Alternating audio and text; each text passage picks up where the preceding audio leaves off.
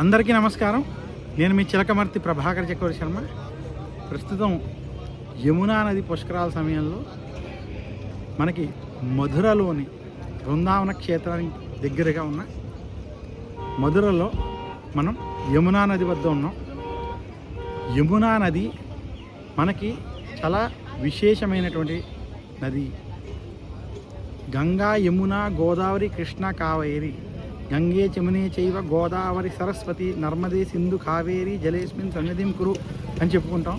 ఇలా చెప్పుకున్నటువంటి ప్రముఖ నదులలో గంగ తర్వాత రెండో నది యమునా నదిగా, సూర్య భగవాను యొక్క పుత్రికగా, యమధర్మరాజు యొక్క సోదరుడిగా ఈ యొక్క యమునా నది యొక్క వైభవాన్ని చెప్పడం జరిగింది.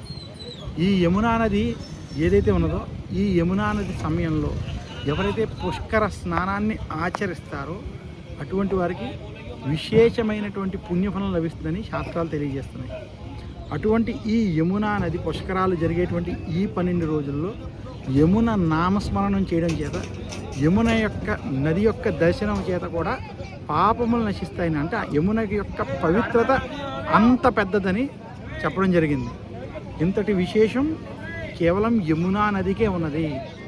అందులోనూ యమున యొక్క ప్రాధాన్యత ఏమిటంటే, యమునోత్రిలో పుట్టినటువంటి యమున ప్రయాగ క్షేత్రంలో గంగలో కలవడం.